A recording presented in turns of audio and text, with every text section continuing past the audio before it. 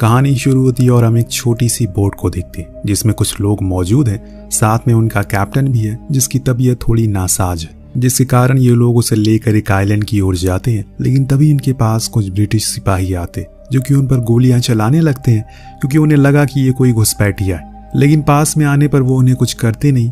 लेकिन दो आदमी जो काफी अच्छे दोस्त थे उन्हें पूछताछ के लिए लेकर जाया जाता है, जहां एडम से पूछा जाता है कि वो कौन है, यहाँ क्या कर रहा है। तो उसने बताया कि उनके शिप के कैप्टन की तबीयत बहुत खराब है, जिसके कारण हमें यहाँ मदद के लिए आना पड़ा। इस बीच उनकी मुलाकात नेपोलियन नाम के आदमी से होती है जिसे उसकी पोस्ट से हटा दिया गया। लेकिन वो इनकी मदद करता है और कैप्टन के इलाज के लिए इंग्लिश ऑफिसर से बात करता है। इसके बाद नेपोलियन एडम को लेकर बाहर आता है। एक कोने में उसे कहता है कि वो उसकी बहादुरी से काफी इम्प्रेस है। उसने अपनी जान की बिना फिक्र किए अपने कैप्टन की जान बचाने की कोशिश करी। यहाँ नेपोलियन उसे एक लेटर देते हुए कहता है कि ये तुम्हें मिस्टर कैरोलियन तक पहुंचाना होगा, लेकिन हाँ, इसके बारे में किसी को कुछ पता नहीं चलना चाहिए, यहाँ तक कि तुम्हारे दोस्त को भी नहीं। लेकिन उसका दोस्त मॉन्टेनेगो उन दोनों को बात करते हुए देख लेता है, पर जब एडम कमरे में आता है तो वादे के मुताबिक अपने दोस्त को कुछ भी नहीं बताता, पर वो जानता है कि उसका दोस्त कुछ छुपा रहा है। इस बीच इन्हें पता लगा कि इनके कैप्टन अब इस दुनिया में नहीं रहे, इसीलिए सभी वापस चले जाते हैं वहां से। लेकिन जब एडम अपनी शिपिंग कंपनी में वापस आता है तो उसकी इस बहादुरी के किस्से हर ओर फैल चुके थे, जिसके कारण उसे प्रमोशन मिल जाता है। उसे कैप्टन का दर्जा दिया जाता है, जिसे पाकर वो बहुत ज्यादा खुश था। ये बात जाकर वो अपनी गर्लफ्रेंड मर्सिडीज को बताता है, जिसके बाद दोनों ही डिसाइड करते हैं कि वो शादी कर लेंगे। वहीं दूसरी ओर मोंटियागो को पता लगा कि उसका दोस्त शादी कर रहा है तो उसे बिल्कुल भी अच्छा नहीं लगता, क्योंकि तीनों बचपन से साथ में थे और दोस्त भी थे। उसी के चलते मोंटियागो मर्सिडीज को पसंद करता है, लेकिन उसे ये जानकर बुरा लगा कि अब वो कैप्टन बनने वाला है और दोनों शादी भी कर रहे हैं। इसीलिए उसने उस रात खूब दारू पी, फिर एक आदमी के पास गया जो कि उस शिप में काम किया करता है, और वो भी उसी की तरह ये नहीं चाहता कि एडम कैप्टन बने, बल्कि वो तो खुद ही कैप्टन बनना चाहता है। मतलब वो दोनों ही एक आदमी से जलते हैं। मोंटियागो नशे में था, जिसके कारण वो उसे क्या बोलता है वो खुद ही समझ नहीं पा रहा था। इसी का फायदा सामने वाला आदमी उठा लेता है। दरअसल यहाँ मोंटियागो ने कहा कि एडम उसका बचपन का दोस्त है। वो उसे सब कुछ बताता, लेकिन कुछ ऐसी चीजें हैं जो उसने छुपाई हुई है। जो सुनकर वो शख्स ने पूछा कि वो कौन सी चीज है। इतने में ये सीन यहीं कट होता है और पहुंचता है एडम के घर पर, जहां पर वो डिनर कर रहा है। लेकिन इतने में ही उसके पास कुछ इंग्लिश ऑफिसर आकर उसे मजिस्ट्रेट के पास जबरदस्ती लेकर जाते हैं, जहां मजिस्ट्रेट उसे पूछता, क्या तुम्हें किसी ने कोई लेटर दिया है? अब ये सुनकर वो शॉक था, लेकिन आखिर में उसने सच बता ही दिया। पर उसने ये भी बताया कि उस लेटर में क्या लिखा है वो उसे बिल्कुल भी नहीं पता।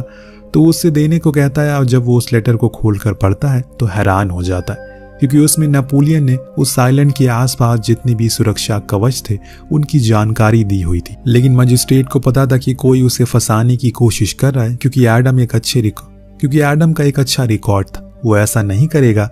वो उसे यहाँ से जाने को कह देता है, पर जाने से पहले वो उसे पूछता है कि तुम्हें ये किसने दिया। तो एडम ने उस शख्स का नाम बताया, जो सुन मजिस्ट्रेट दंग रह गया। उसके तो हाव भाव भी बदल गए। इसीलिए सबसे पहले तो उसने उस लेटर को जलाया। फिर एडम से पूछा कि क्या उसने इस बारे में किसी को बताया है, उसके पास ये लेटर है। तो उसने कहा कि नहीं। तो मजिस्ट्रेट बोलता है कि ठीक है, तुम्हें मेरे लोग तुम्हारे घर पर छोड़ देंगे, और तुम्हें जो कुछ भी मैंने परेशानी दी है उसके लिए मैं माफी मांगता हूँ।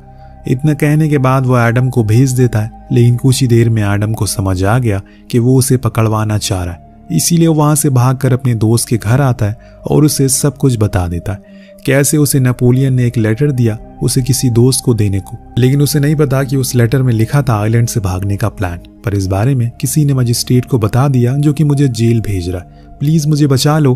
पर यहाँ मोंटियागो अपने असली रूप में आ जाता है और बोलता है कि तुम इसी के हकदार हो। वो कोई और नहीं बल्कि मैं ही हूँ, जिसने उस लेटर के बारे में मजिस्ट्रेट को बताया था। अब ये सुन एडम के तो पैरों नीचे जमीन खिसक जाती है। उसे खुद का दोस्त ही ऐसा करेगा उसने कभी सोचा नहीं था। लेकिन उसने ऐसा क्यों किया, यही सवाल वो उससे करता है। पर उसके दोस्त ने कहा कि वो उसकी भावनाओं को कभी समझ नहीं पाएगा। लेकिन अब एडम को भागना है, लेकिन वो तो उसे भागने नहीं देता। और इतने में वहां पर मजिस्ट्रेट के आदमी आते हैं और उसे पकड़ लेते हैं।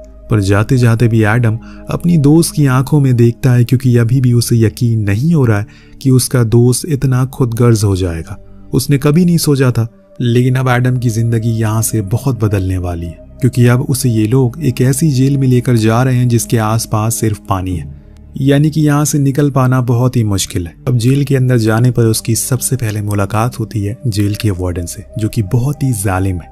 पर उसके सामने एडम ये कहता है कि वो बेकसूर है, उसे किसी ने जानबूझकर फंसाया है। जो बात वार्डन भी जानता है, क्योंकि उसका कहना था कि कोई भी किसी को यहाँ पर तब भेजता है जब उसे कुछ ऐसा पता हो जो कि वो नहीं चाहता कि वो बात किसी और को पता लगे, क्योंकि ये जेल नहीं जहन्नुम है, क्योंकि यहाँ से आज तक कोई भाग नहीं पाया। यहाँ हम देखते हैं कि वार्डन अपने कैदी को 1 साल याद दिलाने के लिए एक अलग ही तरीका अपनाता है, जिसमें वो उन्हें कोड़े मारता है ताकि उन्हें याद रहे कि आज 1 साल हो गया। ऐसा सेम वो एडम के साथ भी करता है, जिससे कि उसे बहुत ही तकलीफ होती है।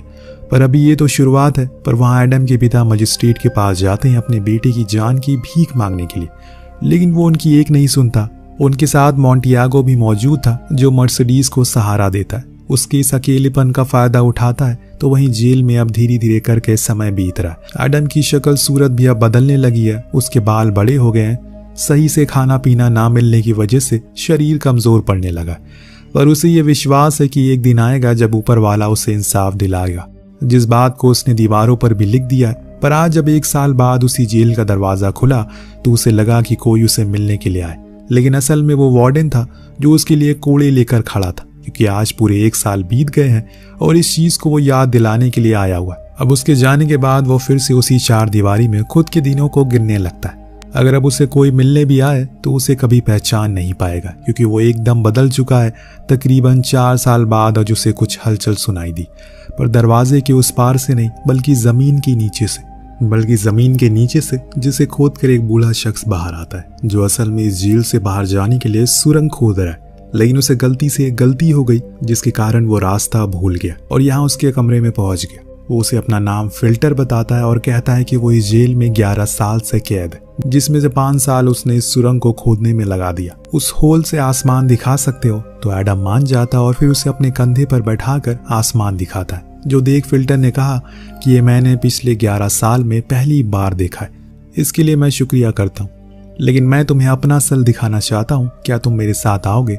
एडम को उस पर यकीन था, क्योंकि वो आदमी भी उसी की तरह सालों से अंधेरी कोठरी में कैद, इसीलिए वो उसी सुरंग के जरिए उसके सेल में पहुंच गया। जो देख वो हैरान था कि इतने बूढ़े शख्स ने इतनी बड़ी सुरंग को खोद लिया, और एक वो है जो बैठे हुए दिनों को गिन रहा है। लेकिन ये देखकर अब उसके अंदर अलग तरह का जोश आ गया है। तब फिल्टर ने उसे एक सौदा किया, अगर वो उसका साथ दे इस सुरंग को खोदने में तो वो उसे अपना सारा ज्ञान दे सकता है, जो उसे अपनी पूरी जिंदगी भर में बटोरा है। वो सब कुछ उसे सिखा देगा।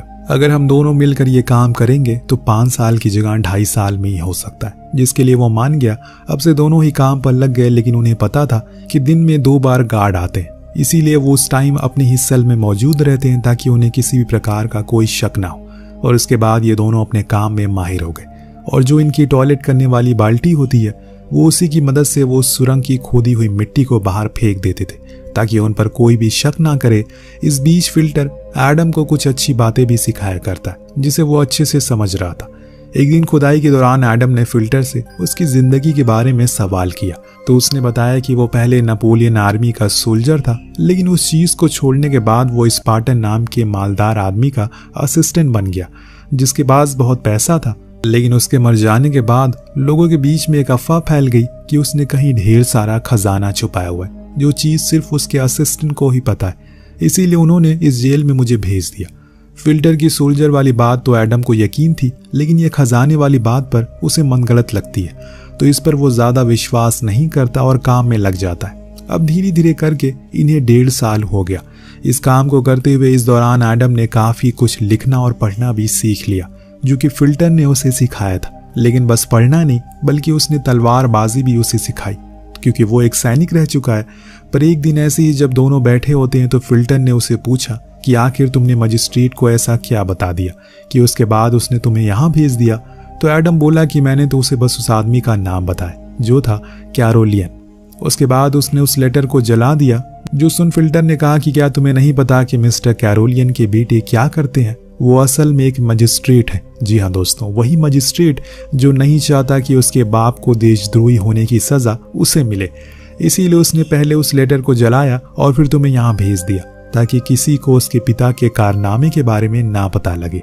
अब ये सारी बातें सुनकर एडम तो और भी गुस्से में आ गया, क्योंकि किसी और की सजा अब वो खुद काट रहा है। इसीलिए उसके अंदर और जोश भर गया। उसे जल्दी से यहाँ से बाहर निकलना है और किसी भी हाल में बदला लेना है।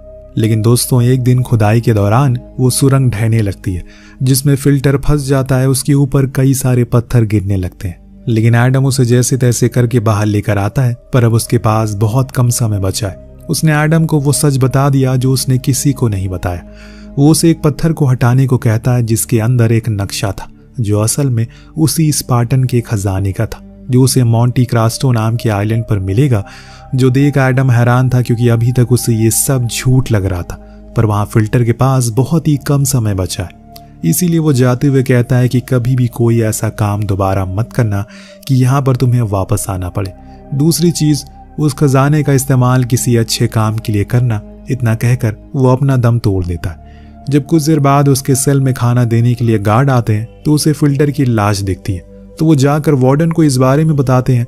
कुछ देर बाद वहां वार्डन अपने लोगों के साथ उस लाश को लेकर समुद्र में फेंकने जाता है। लेकिन दोस्तों, जैसे ही ये सभी उसे फेंकते हैं तभी उस कपड़े के अंदर से एक हाथ आता है जो वार्डन को भी खींचकर समुद्र में ले जाता है। दरअसल ये एडम था जिसने खुद को फिल्टर की लाश के साथ बदल लिया और अब वो समुद्र में वार्डन को डुबाकर मार डालता है। जिसके बाद वहां से तैरते हुए एक अनजान जगह पर आता है जो कि समुद्र किनारे थी, लेकिन अब वो जेल से बहुत दूर है। जो देख एडम बहुत ही ज्यादा खुश है क्योंकि उसे अब अपनी आज़ादी महसूस हो रही है। वो वहीं नाचने लगता है, गाने लगता है, लेकिन तभी उसका सामना हो जाता है कुछ लुटेरों से जो अपने गद्दार साथी को इस आइलैंड पर सजा देने के लिए लाए थे। लेकिन जब उन्होंने एडम को देखा तो उसे एक सौदा किया। उसके और उनके गद्दार साथी के बीच में लड़ाई होगी जिसमें जो जीतेगा वो जिंदा रहेगा। अब एडम के पास इस चीज को मानने के अलावा कोई चारा भी नहीं था, इसीलिए अब लड़ाई शुरू होती है। तो शुरू में ही वो हुकूम को हरा देता है जो उस आदमी का नाम था, लेकिन वो उसे मारता नहीं बल्कि लीडर से कहता है कि अगर उसने इसे मार दिया तो ऐसा करके वो अपना एक होनहार लड़ाके को खो देगा। इसीलिए सरदार, बेहतर होगा कि आप हम दोनों को ही अपने साथ ले जाएं, जिससे कि आपकी सेना और मजबूत हो जाएगी। अब सरदार को उसकी ये बात ठीक लगती है, इसीलिए उन दोनों को ही उसने रख लिया। फिर पूरे 3 महीने का सफर तय करके एडम अपने घर पहुंचा। इन 3 महीनों में उसकी सबसे अच्छी दोस्ती हो गई। अब जब वो अपने शहर पहुंचा तो सबसे पहले अपने एक अंकल के पास गया। अपनी पहचान बदलकर वहां उन्होंने बताया कि उसके पिता की मौत हो चुकी है। जो उसकी गर्लफ्रेंड थी उसने उसके दोस्त से ही शादी कर ली। जो सुन एडम बहुत ही मायूस हो गया क्योंकि ऐसा कुछ हो जाएगा उसके पीछे उसने कभी सोचा नहीं था। लेकिन इसके बाद वो अपने दोस्त हुकूम के साथ एक बोट से उसी आइलैंड पर जाता है जहां वो खजाना छुपा हुआ था, जो कि उसे उस नक्शे की मदद से मिल भी जाता है। लेकिन ये उसकी उम्मीद से कई गुना ज्यादा था। वो लोग कई बार इस जगह पर आते हैं और थोड़ा थोड़ा करके अपने साथ इस खजाने को वापस ले जाते हैं। अब एडम अपना बदला लेना चाहता है उन लोगों से जिन्होंने उसे धोखा दिया, उसकी जिंदगी बर्बाद कर दी, उसका प्यार, उसका परिवार उससे छीन लिया। इसके लिए उसने उसी पैसों से एक बड़ा सा पैलेस खरीदा और अपनी पूरी पहचान को बदल लिया। इस बीच उसे पता चला कि मर्सिडीज का एक बेटा भी है जो कि बाहर पढ़ता है और इसीलिए उसने एक प्लान बनाया जिसमें वो एंथनी को पकड़वा देता है। फिर ऐसे ही एक्टिंग करता है जैसे वो उसे बचाने के लिए आया है, जिससे कि एंथनी उसे एक दोस्त समझे। और होता भी ऐसा ही है। वो उसे अपने घर पर इनवाइट करता है डिनर के लिए, लेकिन वहां भी उसे कोई पहचान नहीं पाता। लेकिन दोस्तों, एक शख्स था जिसने उसे पहचान लिया। वो कोई और नहीं बल्कि उसकी गर्लफ्रेंड मर्सिडीज थी, जो उसे अकेले में मिलती है और उसे घर भी जाती है। वहां उन्होंने रात साथ में बिताई। जब वो अगले दिन अपने घर गई तो वहां उसे पता लगा कि उसका पति अब बैंकरप्ट हो चुका है, इसीलिए उसने भागने का प्लान बनाया है।